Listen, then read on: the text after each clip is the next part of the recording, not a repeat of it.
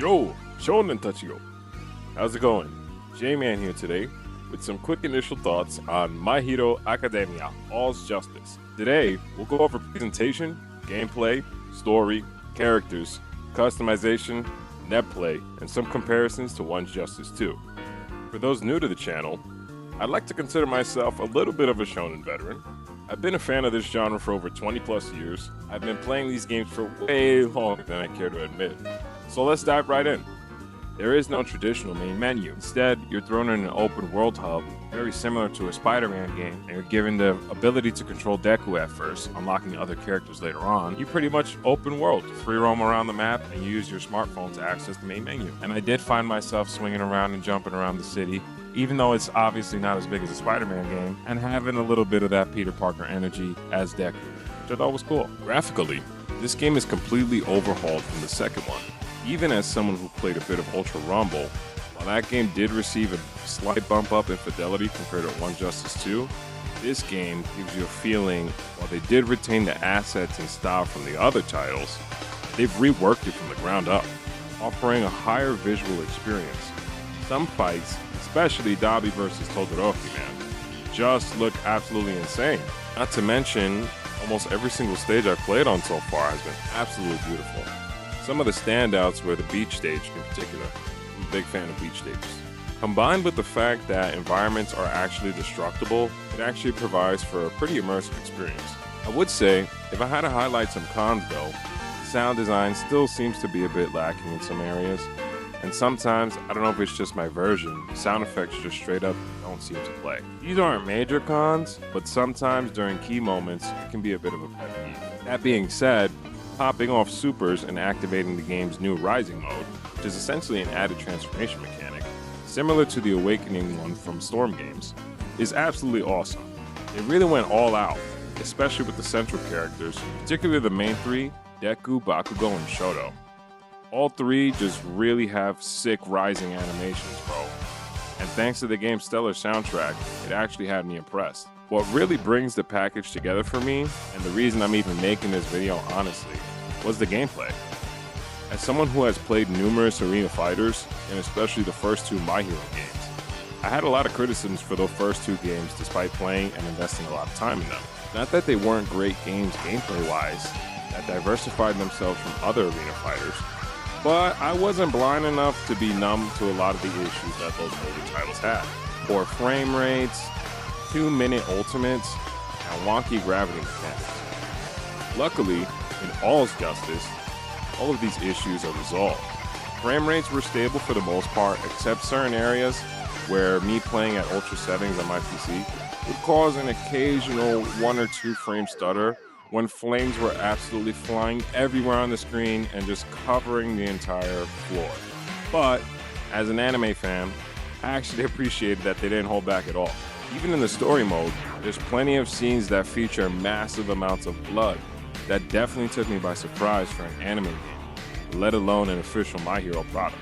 Really had me impressed and sold me on the story mode. Speaking of which, this time around, story mode is vastly improved from the previous titles. It covers the ending of the My Hero anime, meaning the entire final war that takes place between the heroes and the villains. In this game, it offers a grid-style system where you can freely choose which characters' stories you take on.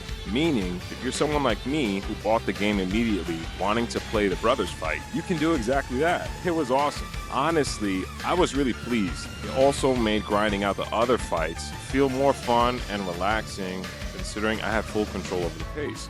I didn't feel stressed out at all. Not to mention, as a plus, the fights in the game are actually a nice challenge. As someone who considers himself decent at fighting games, I actually found myself once or twice losing and having to sit back and learn the mechanics because the AI was blowing me the heck up. I really appreciate how the single player content really encouraged you and challenged you to get a hang of the mechanics of the game, versus trying to find the cheapest thing to win. But, I can't lie, I still discovered some cheese anyway. Especially with Tokiyami. Like, come on, bro, did they even test this?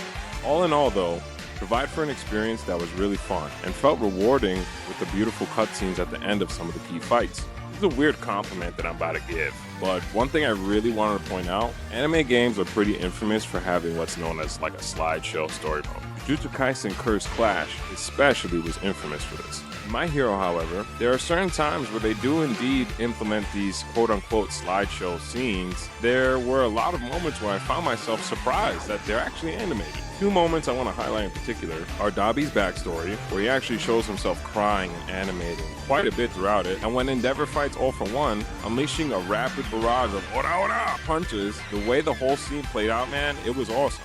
I didn't really expect myself to say this, but I found myself really enjoying the story mode, and I'm definitely going to stream it later tonight, so tune in if you guys want to see that.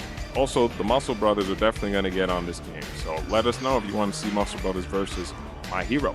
Well, what's the story without the roster? Luckily, All's Justice definitely has you covered there. Not only featuring every single cast member from the previous entries, but also some key updated additions like new versions of Deku, Bakugo, Shoto, Shigaraki, All For One, Miruko, Stain, and a whole lot more. Not to mention the game features a couple of unlockable characters via the story mode, such as Iron Might and final versions of Deku, Shigaraki, and All For One. Unfortunately, I can't show them all for you guys right now since I'm still playing through the game myself, but I still think it's pretty cool that there's some incentive to get through the already fun story mode. Also, if you're willing to do so, you can spend $3 on the store and unlock Deku and Shigaraki early. However, you still need to play story mode to get Iron Might and All For One. Other than the main popular heroes and villains, they went out of their way to pretty much add every single missing classmate from 1A and 1B. Honestly, pretty impressed so far with the story mode. Even the side characters have sauce, yo. Shoutouts to Best Janus. Now the meat and potatoes. Gameplay. The most important part when it comes to any fighter in my opinion. Honestly, the whole reason I'm even making this video. I was already pretty impressed by the updates that All Justice made to the formula of the previous games. Similar to the other games, this game features a 3v3 team structure. However, in this game, the team mechanics have been expanded far beyond the previous entries. The controls seem similar to the previous One's Justice entries at first. Your square button is tied to your basic string. However, unlike the other game, the way quirks, counters, and unblockable works function slightly different. In this game, there is a new mechanic called Counter Crash, where upon landing a counter hit, instead of you getting additional hits done like in a traditional fighting game, a special animation will trigger, and your character will send the opponent flying through the map, Dragon Ball style, through buildings, rocks, or whatever the stage is made of. Honestly, I'll admit, it sometimes is a little annoying to get hit by when you're getting blown up by the AI in story mode. But at the same time, I found myself being mesmerized by the hype of me getting sent through the building. What can I say? I'm a fan of the genre. For team play, assists have been entirely removed. Honestly, I welcome this, as there were a lot of cheesy assists in the second game that really hindered real team creativity due to the fact that you would honestly be gimping yourself by not having that assist on that team. Because of this, All Justice really encourages you to play your favorites and find a way to make them work together. Luckily, thanks to every character so far feeling pretty fun, it had me trying out some picks that I really didn't find myself expecting.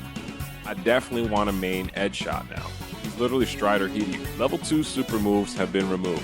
Instead, every character has a singular plus ultra and a rising plus ultra. So technically, you still do have 2 plus ultras. It's just depending on the character, the animation isn't always different. Similar to the Marvel vs. Capcom series, you can chain one teammate's super into another. This was a mechanic that also existed in the second game. However, in the second game, you would have to activate your super, call your assist, and have them activate theirs.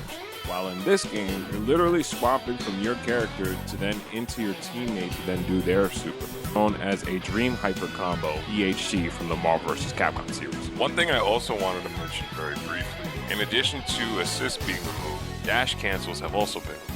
And that might seem like a weird thing to compliment, but the way that those two mechanics combined in conjunction with each other in One Justice 2 really led to some obnoxious team combinations. So the removal of assists, especially the obnoxious ones, and the removal of the constant dash cancels really forces the gameplay to emphasize the team swapping, team combos, and team building. Honestly, it's a lot of fun. The expanded team play really started to give this game a fun arena Marvel energy, which, given the source material, I think was a pretty good fit. I found myself already creating teams that I didn't think I would as someone who's been a fan of the series for over 10 plus years. I think that might be a sign of a fun game. As mentioned at the beginning of the video, the really cool new addition is the rising mechanic, which is the transformation state. It can be entered after being built up by delivering or taking damage.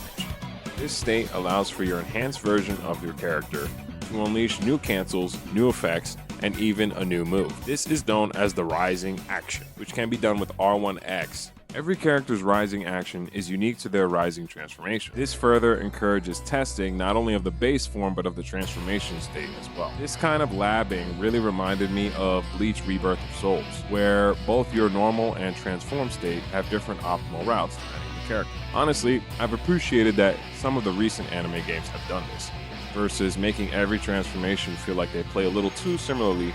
Focusing on just having one core transformation really allows the gameplay to be diversified and makes that transformation state feel more fun and effective, both as a fighting game and an anime game at the same time. Customization was already a big feature in the previous game, and it's something that was expanded upon beautifully here and complements the large roster wonderfully. Everyone features a wide array of outfits and colors for them that can be unlocked by just playing the game, accruing currency, and purchasing them in-game. This gives the game a very fun Super Smash Bros.-like feel. Some costumes, however, are locked behind specific story missions or events that encourages you to grind those modes. However, the conditions aren't severe as One Justice 2, and I really appreciate them for that. You can customize literally almost anything about your character in this game. Poses, voice lines, UI, battle start screen, announcer, title card. It's really in-depth, and as someone who has already spent a lot of time customizing characters in other games, it was a lot of fun to be able to carry some of that same energy to my favorite heroes. Let alone when you jump online and start encountering all sorts of crazy creations, and you combine this with the wide variety of team combinations you can indulge in, it really starts to feel like a My Hero paradise. And for someone who has always felt the first two games were falling a bit short, I'm really happy that so far, it seems like this one is coming around. Lastly, what's a fighting game without online? Happy to say that unlike other anime games that launched, My Hero features everything that you would need. Lobbies, rank, casual, spectator, private rooms, and leaderboard. I'm honestly impressed. Not that this isn't a standard for most fighting games, but because of the fact that for some reason, anime games in particular always seem to be one step behind unnecessarily, especially when they're always demanding full price. Unfortunately, the game does not feature rollback.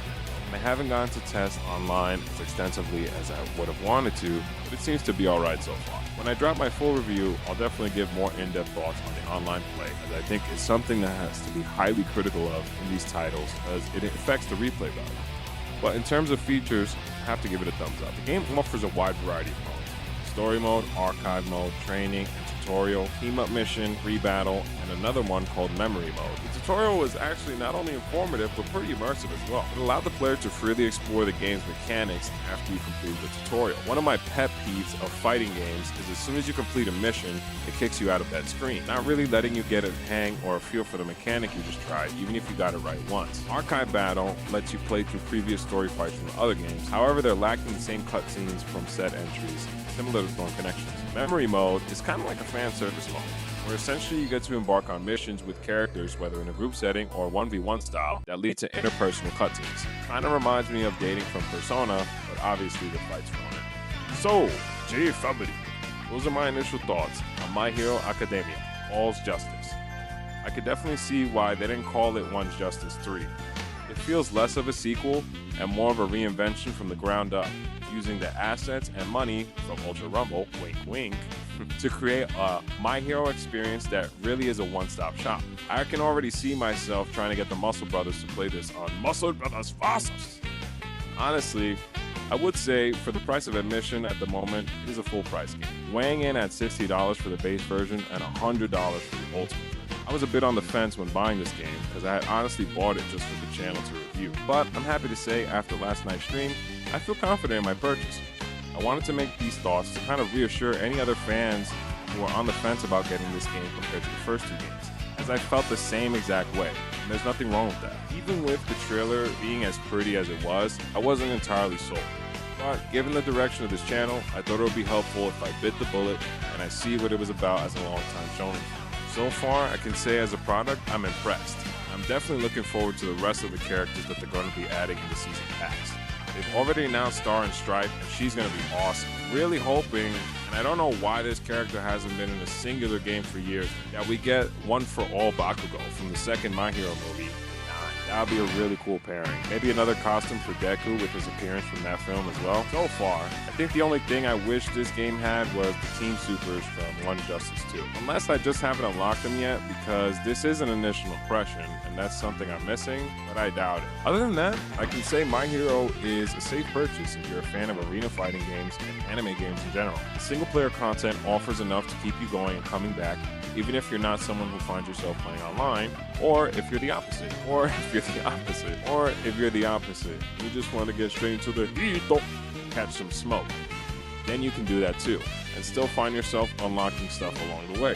Really, the game encourages you to just celebrate My Hero and play it however you want. I think to me, it might be a sign of a fun game. I'll give my deeper review and full thoughts at a later date, but for now I hope you guys really appreciated this quick initial impressions of My Hero Academia All's Justice on PC. Thanks for tuning in, guys. Like for more My Hero Academia and subscribe to join the J family. It's slowly growing. Each and every day, I really appreciate you guys helping me grow and supporting me all the time. Thank you, and let's grow together. Hope you enjoyed.